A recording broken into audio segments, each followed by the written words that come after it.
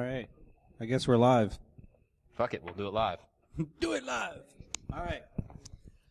All right, so I know we've got a few other people coming in. So before we really get started on the presentation, I just wanted to remind everybody who has not yet registered for the Open Source Intelligence Capture the Flag contest, otherwise known as the OSINT CTF, to get out there and register. Go to osintctf.cgsilvers.com. If you need help with that, there's a booth over there with some blue and silver balloons. After this talk, you can go out and the lovely booth babes, Hannah and Chris, will help you get to the site and get you registered and all that stuff, right? We also have some warm-up challenges about Stormy Daniels just to kind of, flex your OSINT muscles and make sure you're able to log into the scoring engine and all that good stuff. Wet your palate, as you will. Wet your palate, if you will. Nice. You turn that mic up. All right. So again, just in case some other people are walking in, and one reason that I'm starting with this is that this presentation starts with an audio clip. So I want to make sure not too many people are going to miss that clip because it's kind of important to the talk. So before we get to that point, first of all, I'm Chris Silvers. If we haven't had the pleasure of meeting, I'm Chris. I see a lot of familiar faces in the audience, so that's awesome.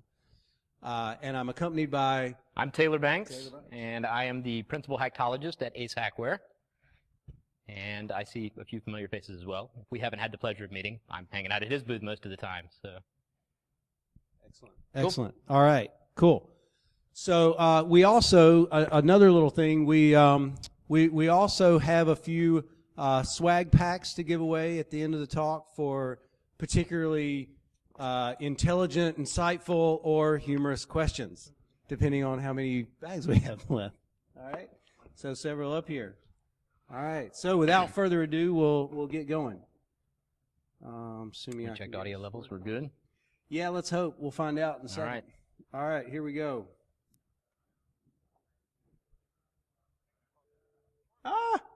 Fail. Okay.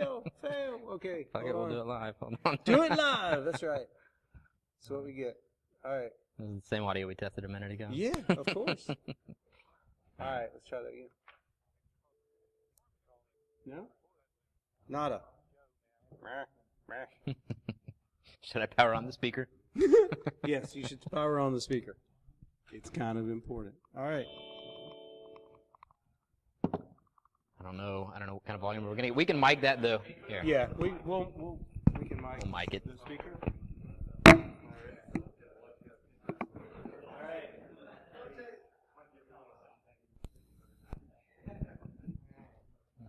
Let's see how this goes. It does. Okay. It do. All right. Ready? Let's Here we see. go. Here goes nothing. Calling. First and last name. This is Joe. May I have your name, please? Hey, Joe, this is Mike on the front line. What on earth is going on? Wow. We got the exact same call at the exact same time. Oh, wow. That's weird. Yeah. That is bizarre. All right, so in case you guys didn't really get a handle for what you're hearing, this is essentially a phone call that we placed into a hunt group. And to give you a little bit of perspective, for those that don't know what a hunt group is, a hunt group is essentially call center terminology for basically a PBX component that when you call into a call center will automatically direct your call to one of any number of random recipients within the call center, right? So you've done this before. You've called for your AT&T bill, or you've called Comcast to complain about your bill, or you've called any number of other companies, and you dial in, and you could make 3 consecutive calls, and each of those consecutive calls, you're going to get a different call service rep or call center rep. In some cases, this is within the same facility. In other cases, those call center calls are actually distributed globally. So you might get one call, you'll talk to somebody in the Philippines, another call, you'll talk to somebody in California, and a third call, you'll talk to somebody in Texas. So that is the premise that we are taking advantage of in this presentation and in the call that you just heard. So Where did this come from? Where did the idea for this come from? Well, my name is Taylor Banks, and I am a freakaholic. The year is 1985. Hi, Taylor. The year is 1985, and three-way calling had recently been introduced. I had the desire to be the world's greatest computer super hacker and the world's greatest phone freak. I've never been arrested for a computer crime, so I was either really good at what I did or really shitty at what I did. I'll let you decide. But either way, I really enjoyed phone pranking. And when I first discovered three-way calling and realized that I could use this against call centers, I had a blast for quite some time doing exactly that. Initially, this actually began with the home shopping network. So I used to use three-way calling. I would dial the home shopping network. I would immediately click over on the line, dial the home shopping network again, and connect two of the home shopping network representatives. So they both answer the phone call, and within maybe a second or two of each other, they'd say, "Hey, thank you for calling the home shopping network. This is Bob. Would you like to buy the diamond?" Now, initially, it was kind of stupid. I'd get some weird calls. People would hang up. But after a few phone calls, all of a sudden, the people in the rep would start to realize or believe that their phones were misbehaving, that things were acting improperly. So as I would sit and listen, these reps would begin to talk amongst themselves. So they'd talk and they'd say, "Oh, hey, Bob, that's so funny. I'm Jane. I'm in the Austin call center. Where are you?" "Oh, I'm in the Austin call center too." "Oh, stand up and wave your hand." "Ah, hey, how are you doing?" "Ah, that's so funny." So this is great. I had a great time doing it, at least briefly. It got old kind of quickly, but then I realized that I could also then potentially inject myself into these calls by emulating their very simple pattern. So I would then call up, and as soon as somebody would answer, I wouldn't use three-way calling. Instead, the moment somebody would answer, I'd say, "Thank you for calling Home Shopping Network. This is Nancy. Would you like to buy the diamond?"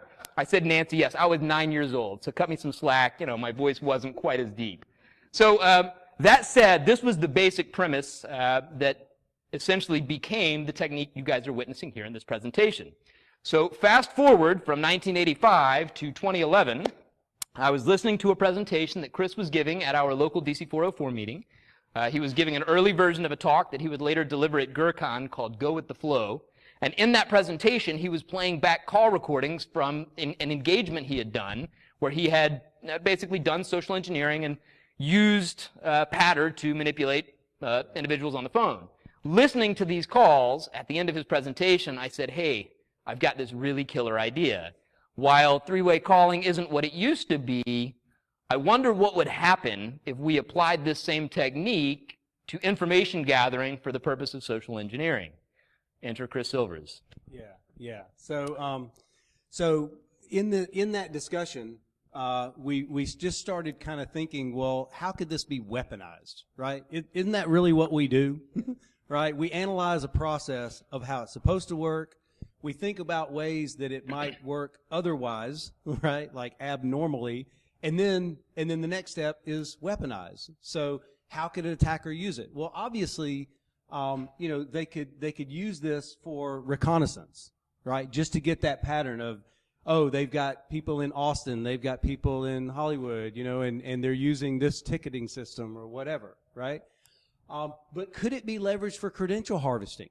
Right? What if one of the agents was to direct the other agent to a website where they had to log in, right? Maybe you're spoofing their ticketing system or something like that.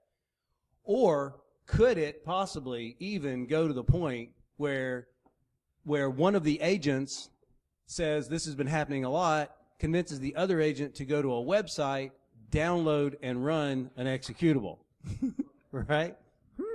Maybe, right? So fast forward a few more years of doing more phone social engineering, and I finally came up with a client who had the maturity in their security awareness and a really large, distributed call center enough to where this might be a viable scenario to be able to try it out, right? And they were gutsy enough to let me do it, right? So then, of course, I had to come up with a methodology because in, penetration testing, yes, we're simulating attackers, but we're sort of bound by a methodology, right? We have to explain to the client, here's what we're going to do. So it kind of came out with this idea of, first of all, is the initial injection, right? Once I'm comfortable pretending to be an agent, do a little passive reconnaissance, in terms of telephone, this is just kind of playing dumb and just seeing where it goes. Or how do I say it? Go with the flow, right? Go with the flow of the conversation. But then after a while, once that comfort builds, actually start trying to guide the conversation over toward maybe some credential harvesting or something else, right? And then finally actually exploiting it and taking that next step and getting the other agent to download and execute, to run an executable, right? So, so what we're going to hear is the first stage, right, is just the initial injection. And the goal here to this call is really and truly just to get a feel for the environment, not really pushing hard or anything, to make sure we don't get caught. And what you're going to hear is a clip of a call, right? Not the entire call, because in the interest of time, we just want to get to the kind of the juicy bits of the call. So imagine this is kind of in the middle of a phone call, right? So let's listen.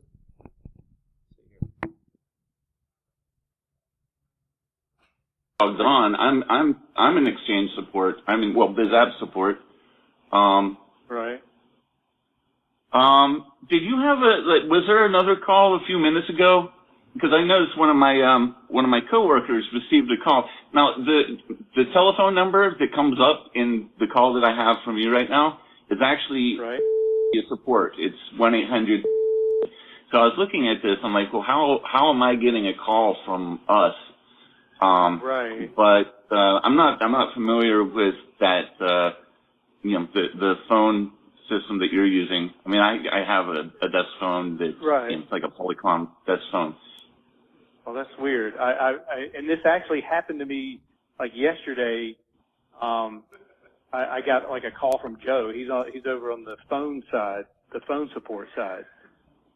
Something to mention to team captain, and maybe have the PBX team look into it. All right, excellent. All right, so what were we able to gather just by kind of playing along, right? We got exchange support, BizApp support, so some internal terminology. He's on a Polycom. They call their supervisors team captains, right? PBX team. By the way, did anybody pick up on kind of a red flag that might have alerted them to this is kind of a little strange? Anybody notice kind of early in the call? No? Okay. So he said, I don't see you logged on, right? Well, I made the mistake of claiming to be in the same unit that he was in, potentially in the same room, right? So I learned on my next call, okay, I'm going to say I'm in a different area of their support, right? So that the chances of us being in the same room are slimmer, right? To avoid him standing up in the cubicle and going, Joe, where are you? Joe, where, that kind of thing. All right.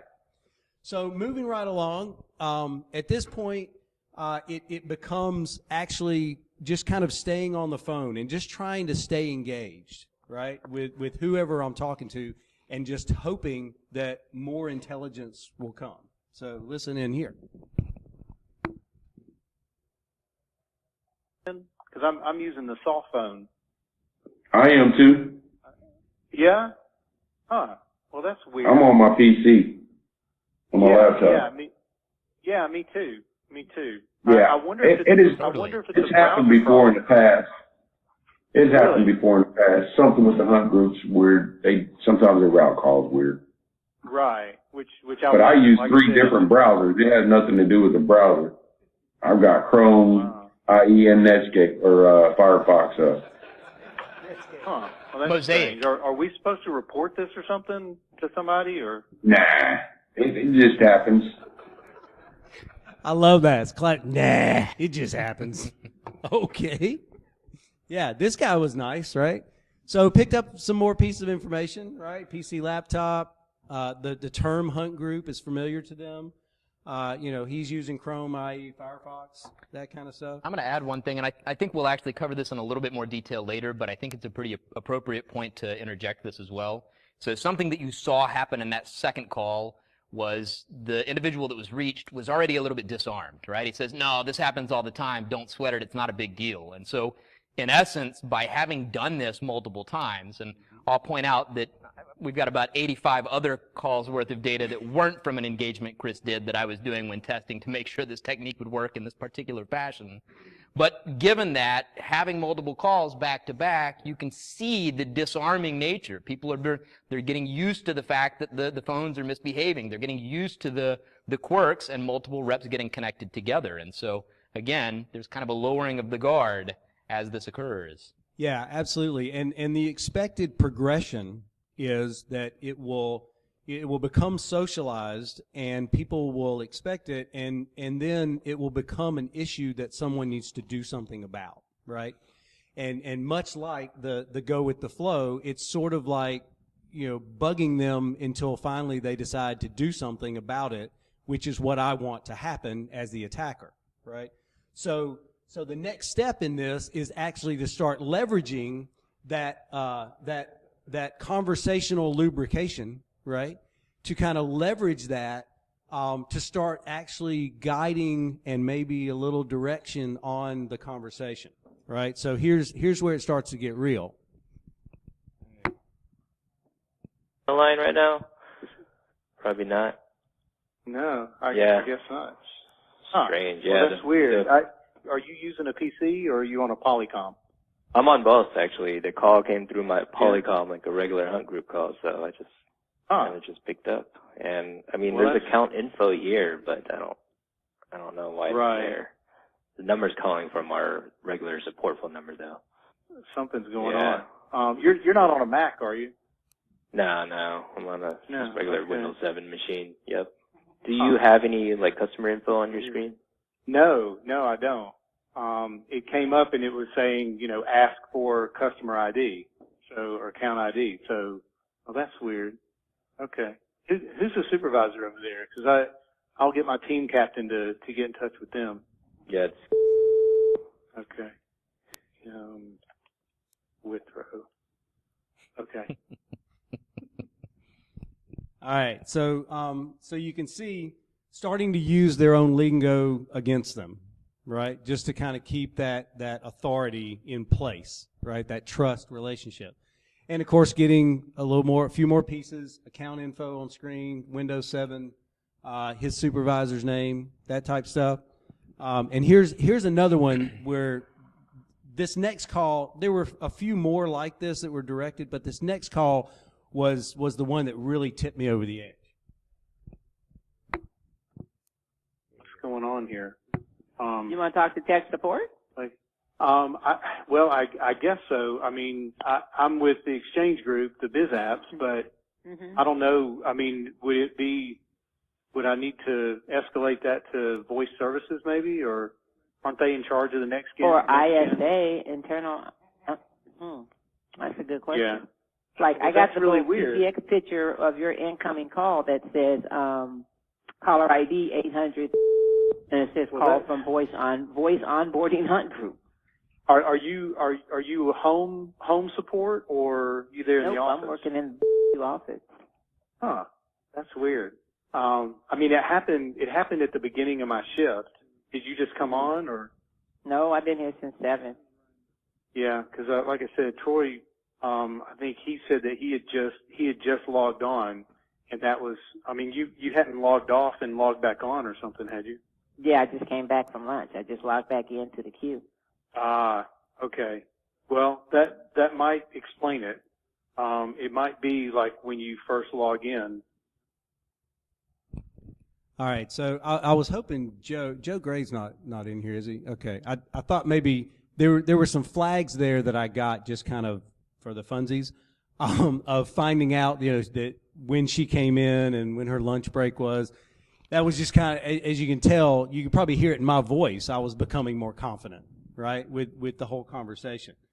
So to review, she talks about tech support. She called it ISA, and I was able to, with a little other OSINT, figure out what ISA stood for and all that kind of stuff.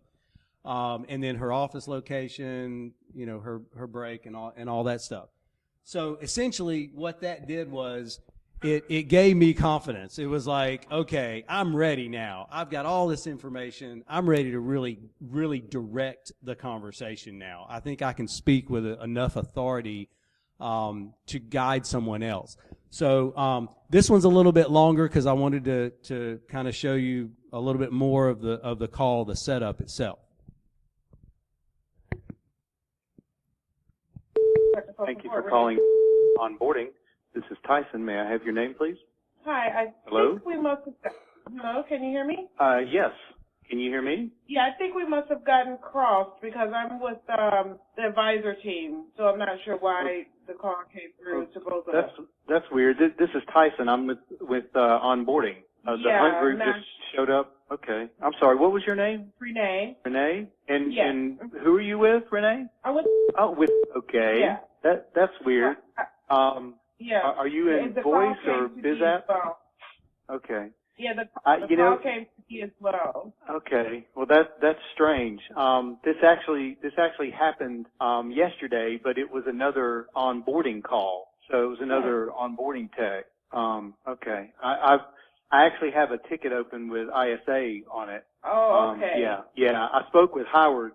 Did you? And he wanted to find out. Are you using the new next gen phone system, the upgraded system? No, I'm using the old system that I got like 3 years ago. Wow. Okay. So you're just using the Polycom instead of the browser plugin.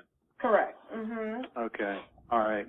Well, do you have a few seconds? He wanted me to gather some information because this seems to be happening a good bit lately. Sure. Yeah. Okay. Cool. So what kind of system are you? Are you on a Wise system or a laptop or? I'm on a Wise. Okay. You're on Wise, and that's running Windows 7, right? Yes. Okay. All right. And Renee, are you I guess you're in the office, right? Are you in? No, I'm a home worker. Oh, okay. Home worker. All right. Okay. Home worker. All right. And do you know if so do you have Service Pack 1 on the Wise system? I was just upgraded to the new Service Pack. Okay.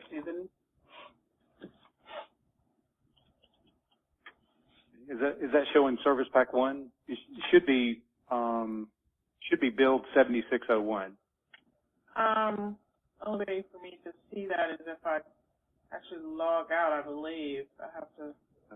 Well, actually, he said the easiest way to get this information is just to go out to .com, and that'll do a quick inventory and show operating system and software stuff.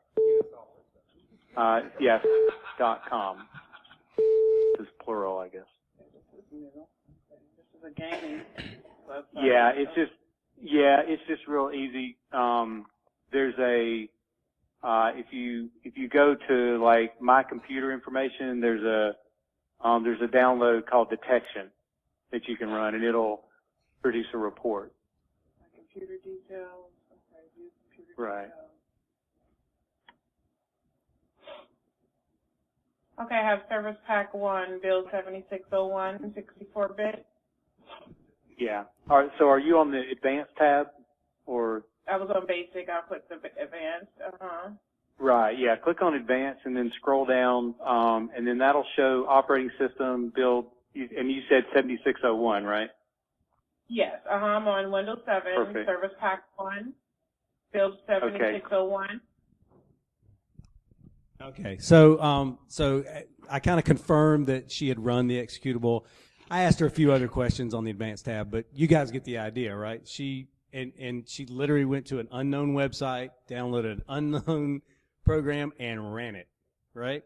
No big deal. Easy peasy. Now, every now and then, things don't go quite as planned, right? Because apparently this company, their implementation of computers and what access was not necessarily standardized.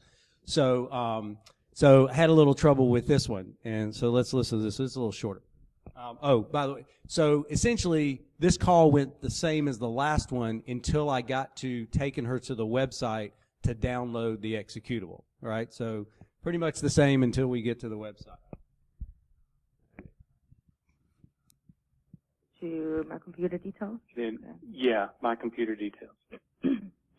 I can't run this. So it's asking me to run an executable. That's not something I can run. Right. ISA won't allow it, yeah. That detection.exe? Mm-hmm. Yeah, I can't. Yeah, he said, I don't have permission. oh, it won't let you run the executable? No, I'm not the admin here, so. Okay. Well, that's strange. Okay.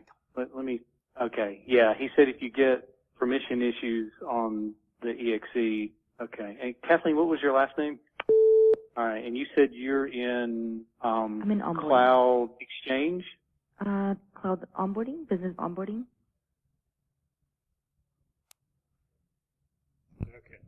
So yeah, so I continued to ask her a few more questions just to kind of make it, a little more real and to have a smooth exit. But she was not able to run the executable, right? Her account just didn't have permissions, right? Which kind of brings us to our first takeaway, which I really like. How about take away admin rights for your users? Can I get an amen? Thank you. The two most powerful words in fighting social engineering, I can't. Right? Because what am I going to say? Well, yes, you can. Right? No, I really can't. Right? So some other protections. Obviously, it's social engineering. There's awareness. Right? Absolutely. There's that reporting process and culture. Rewarding people for reporting things even if they made a mistake. How about that? What a concept, right? Making sure that your staff are familiar with each other, or maybe have kind of a key word or some key terms that they can use to identify each other. Right? Although I would argue that if you do an effective job of performing this attack, you'll pull that out pretty early on in the process, yeah, and true. That'll also become a quick flag. So. Yeah. True. And bottom line, when it comes down to it, test, right? Yes, you have a question. Yeah, the call before the last one, when they mentioned the gaming thing, the site you were sending the people to, was it something that actually looked legitimate? No. That's what was so impacting about this, right? And we're going to talk a little bit about that, but yeah, that's what was so impacting. I just literally spoofed a gaming website, and yeah, I mean, it's crazy that she just went right on by that. She said something about it, but yeah, I just didn't react. Something I'll point out, too, is that while all of these takeaways are very valid and they are all good preventative measures, as I mentioned, while not on an active engagement, I did approximately 85 calls using this technique back in 2012. And I'll say 2 of the organizations with whom or to whom I performed this process have extraordinarily mature security programs. So we're talking about very big companies whose names you undoubtedly know. Many of us probably know some of the folks that work in security at those organizations. But because I was relentless, because I performed this process so many times, it became unsuspicious, right? It really appeared to be glitches in the PBX. And I mean, the reality is, who of us here have not had a problem placing a call that's resulted in a crossed call or some mix-up or some PBX error? So if you're relentless, you'll find that even good security awareness culture can ultimately be defeated. Yeah, it just comes down to that culture of how they're going to respond. I did a recent engagement a few weeks ago where this technique didn't work as well because their culture was, oh, we're gonna create a ticket on it, and we're done. Mm-hmm. And there's nowhere to go. Nobody has any interest in troubleshooting, right? So it presented some more challenge. So like Taylor said, you really have to make this a problem, right? And it has to become so common, right? Yeah, and maybe use some of these kind of advanced tips. So, and these are a couple of things we talked about. I think this also, ultimately there's a lot of ways that you can play out a social engineering call, but I think some of the things that you can also use and really manipulate to your advantage are, certain essentially psychological principles that are going to play in your favor. So one of the things that you can do if you're going to play out this technique is really to use deference, right? To say, oh, you know what, I'm sorry, it's not even me. Let me check with Bob. Hold on. Bob, my boss wanted me to get this information. Hey, Bob? No, she's saying she can't run it. Which website?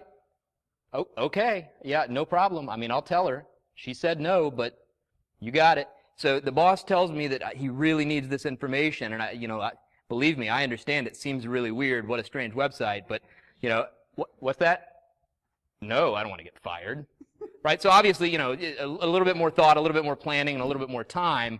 But using deference and not trying to be the authority on the call will almost undoubtedly work in your favor, right? Pass the buck a little bit. Be another player. You're just another rep answering the phone, right? You're just somebody else in the same call center who's dealing with the exact same problem that the person on the other end of the phone you're talking to is having. And the second thing that I would also strongly encourage is sympathy, right? Is really play this out. If you really want to just go hard with this, say, oh my God, this is the 5th time this has happened to me. There's only 2 people in my entire call center this has happened to. I am so going to get fired. I can't even believe this is happening again. They told me if I kept getting calls like this play to the sympathy of the person you're speaking to. Again, ultimately you're dealing with human beings. And again, I think something that you can understand, or that you should understand, is that the more you've built up the expectation around this in advance, the more calls you've placed, the more reps that have gotten crossed with each other, legitimate reps, people who know each other or people who don't, but people who can verify information about each other, the more you build the case for this being a real incident, the more things like deference and sympathy are going to absolutely play in your favor, because it's expected, because they know the phones are acting up. This is the 9th time this has happened today. This is the 5th person in your call center that you've seen get these weird calls. So really, is there anything else suspicious about it? And then, have a question? Yep.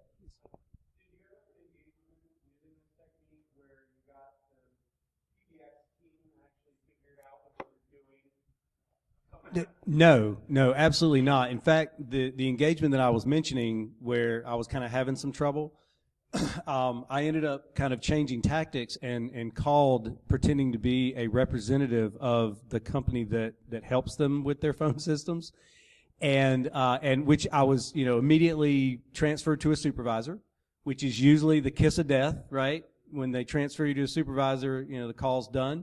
But this supervisor just started spilling the beans to me, which I wish I would have figured that out earlier, and just started telling me all this stuff about what they had done to troubleshoot the problem.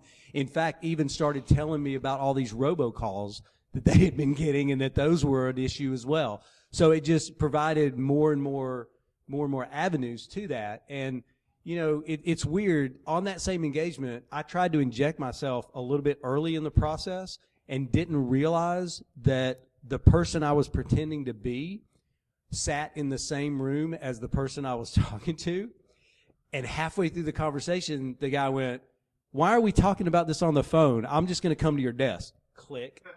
Well, and to your question, I will say, ironically, in one of the research calls, again, dealing with a company not during an engagement, but just doing the research, I did have 2 reps connected, and one of the reps says to the other rep, "Man, this is funny. There's probably another person on the call." And the other rep says, "No, this has been happening all day." And they spent another 12 minutes on the phone talking to each other, during which time they mentioned internal processes, the name of their ticketing system, and a couple of other major red flags. So after first one of the representatives being suspicious, the other representative then proceeded to dispel any notion that this was a suspicious call by, in fact, indicating this has happened again.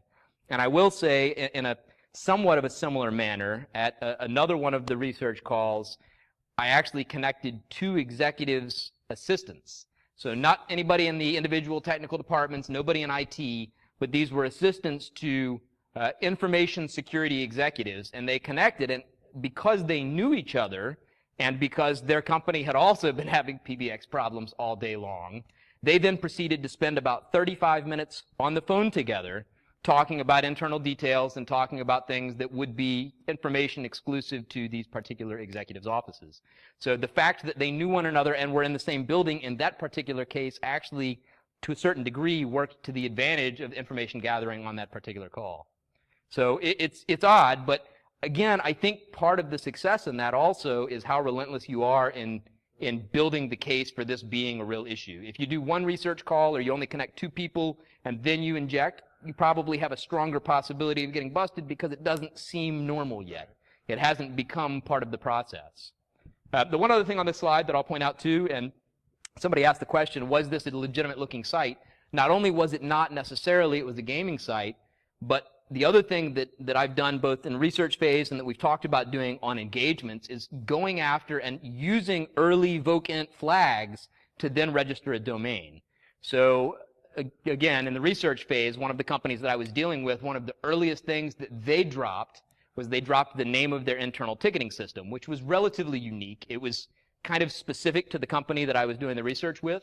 So I went out and registered that name, support.com, right? It cost me $7, and now for $7, I had a domain that essentially looked like the name of their internal ticketing system.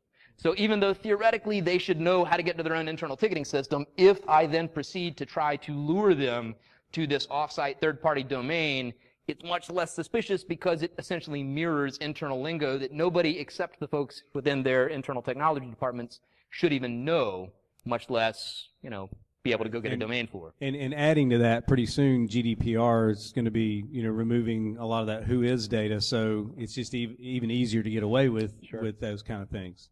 All right. So, any other questions? Sorry. Yes. So, kind of about the whole social engineering aspect, but what are your recommendations for them fixing this? Because people got to talk internally. Are you recommending that they just hang up when this happens, or what do you tell businesses to counter this? Yeah, again, it goes to that last bullet, right?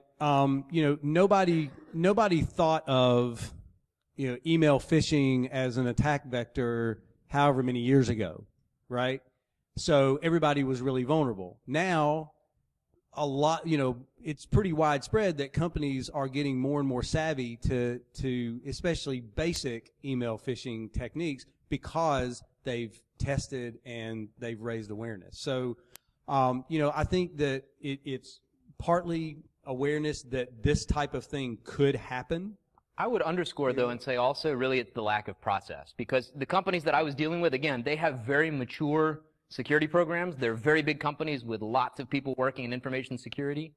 But, for all intents and purposes, this is kind of a new vector. I mean, it's not, again, flashback to 1985, would you like to buy the diamond? But the reality is most companies haven't considered the fact that their own internal technology representatives might be used against themselves. Right. And so really the lack of a process around this is part of the problem. If there was a process wherein they said, oh, no problem, we've been having this issue all day, hold on 1 second, let me verify some details. What was your name? What was your employee ID? Right. What's your PBX extension number? What's your department name? So, again, if that information is then gathered by the internal representatives, it's a whole lot easier to kind of quash the notion that the person on the other end of the line is indeed a legitimate representative. Yeah. And of course, nothing's perfect, but again, these are just kind of mitigating factors. Mm-hmm. But do you have a question up front? I was going to say, you ran into a little bit of a stop when you have an organization that their immediate response is to just open up a ticket. Mm-hmm. Well, depending on the size of the hunt group that you're calling into, if you get 50% of the hunt group to open up tickets, that opens up another vector to say, hey, this is Bob, I'm calling from ISA, I saw a ticket you opened up. Yep. And did that as well. So that even using that as kind of a defensive measure, there's still an easy bypass. Right. Yeah. I mean, again, it's you can mitigate, but because this is, I think the term we used was a vocent. I've never heard that before, but we kind of came up with that idea that it's kind of live intelligence. Each call is just adding to it. So even if they have some verification of each other, well, I'm picking that up too, right? So then I can simulate it. And that was what happened on this last call. Is we had a conversation afterwards, and the next step was, okay, so what if you pretend to be the support, right? What if you pretend to be the company that makes the PBX, and you call in and say, hey, geez, we heard you're having all these PBX problems. I'm Bob from PBX support, right? So ultimately, a lot of vectors get opened up. And again, one of the things that I'm going to really hit hard is, in making this work in practice, in my research and my experience, what I found is the more you connect internal reps before the injection phase, the more likely you're going to be to get more information later on, and the more likely it's going to be successful when you then inject yourself into the call. At some point, somebody needs to troubleshoot the issue and realize there's not a problem with the system, right? They validate the system's working fine. Something else is the problem. Let's escalate this to, could it be this type of attack? I've heard of this kind of attack. I was in NolaCon a couple of months ago, and some guys did a presentation on this exact thing. It's so weird. We're in Southern California, and we all keep getting connected to this guy with a Southern accent. Yeah. He keeps stumbling and stuttering and all that stuff, right? We had another question back here. You brought the parallel of this as compared to fishing. And Right. there seems to be a whole lot of similarities to it. As far as the response from the corporate world, the customers you're working with, do you see any movements forward towards training or technology to try to... Yeah. I do. I mean, it's slow. It's crawl, walk, run for sure. Because most companies are still in that kind of basic compliance mode as far as phishing their own employees. But I am seeing medium-sized businesses, because that's where the sweet spot is, right? The medium-sized businesses that have real money for attackers to take. Right, it's not just some small mom and pop, but they don't have the resources to have even a chief information security officer, or really any security people with security in their titles. Right, I think that's the sweet spot. The Fortune 500 are handling this. They're moving. They're beyond that. Right, they're doing actual email phishing, and they're doing actual voice phishing stuff. But, mid-cap companies, they're not there yet. But I am seeing, look at FishMe, look at KnowBe4, look at these companies are they're growing leaps and bounds, right? They're selling these subscriptions left and right. And email phishing is still a problem to this day. It is. I want to add a sidebar. But at least they're getting more advanced, right? At least the typical, you have a FedEx package, click here, is usually not getting near the click rates they used to. Yeah. So quick sidebar, and neither Chris nor I are attorneys, but I will also point out in the research that I did in Chris's engagements, you see that we recorded these calls. If you are going to record calls while doing this during an engagement, make sure that both you and your target are in states that don't require two-party authorization for recording. Well, actually, as long as they own the PBX system, Sure. That's part of the contract, is permission to record. Right, so that's included in the contract. So, obviously, I have my own permission, and the company owns the phone system, and I have their permission. So I have both parties in a contractual. In many cases, the other edge you have there as well is when you call in and you hear that message that said these calls may be recorded for quality purposes. In essence, you've been notified the call has been recorded, and also at that point in time, you then have the right and opportunity to record the call yourself. You shouldn't tell somebody else that, or they will often disconnect the line. But at that point in time, because you've been notified, you have dual-party consent. Yeah, I've actually tried that on when I call support and I hear that. I say, do you mind if I record it as well? And I'm about 50-50 on whether or not they hang up or not. Another question, yeah. Yeah, so obviously you have your engagement parameters and your client located inside it. So I'm not saying anything like that. But I'd like to know a more normal pen test. You said that you in fact did create a legitimate problem for the client. And even though I know they okayed all of that, I'm wondering, does it occur at some point? Do you ask how far is too far? Because you're again, I'm not saying you went out of bounds, but so normally if you spend enough effort, you will get it. Right. Yeah, and of course any engagement letter, and this is discussed during a kickoff call. Every engagement I've ever done is, how far am I going? Sure. Where is my limit? Right, when you're defining scope, and these days, the more sophisticated clients want you to go as far as you can go. I mean, look at how we do red teaming now, right? You guys are sending fish emails all over the place. You're dropping USBs. You're making phone calls. Cloning badges. Cloning badges. All kind of stuff on these red team exercises that 5 years ago would have been considered out of bounds. Yeah. But because patching systems are working now, you're having to rely on the people to get your toehold. I would also put it somewhat on the time factor too. So, like in Chris's case, he was doing these engagements, and this was, a dozen or so calls that you hear clips from. Even when I was doing this again in 2012, I did 85 calls. That was in less than 24 hours time. So in 24 hours time, I gathered an incredible amount of information that, again, could easily be weaponized to then, take that company places they didn't expect to go. So, I would argue that even though you start having to redefine what the bounds are, any vector that can be so quickly and so easily manipulated in order to gain that much leeway and that much of a beachhead into an organization's network, I would argue it's still a very valid consideration, right? If it's something that I can do in less than 24 hours with a minimal amount of planning, somebody with more time, more resources, and, backing of, nation state, right, is certainly going to take the time, take the energy, and put the effort into it. Yeah, absolutely. The threat we're simulating here is not really that advanced. Right. It's right? not. And it's one of the least advanced threats, right? It's Yeah, somebody literally yeah. calling in on the phone and saying, oh, shucks, me too. Yeah. Well, and with all the caller ID spoofing, I mean, it's just stupid simple to get that done. Right.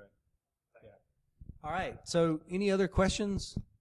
I know we have some swag bags to hand out to several of you. So if you ask the question, come on up. Unless there are any other questions. That really didn't tempt. Okay, good.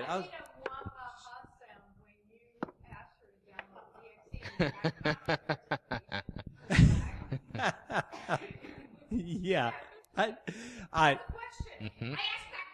That is a question. Well, I'm glad you had an aha moment, right? Because that's what it's about. Right? A mwaha, yeah, that's exactly. even better, right? We could make $1 million with this, right? Yeah. It kind of ruins your pretext if you do that. If you go, download you on this. the lasers team? Excellent. All righty. Well, thanks everybody for Thank your you time. for coming. Come by the. Don't forget to come by the booth and.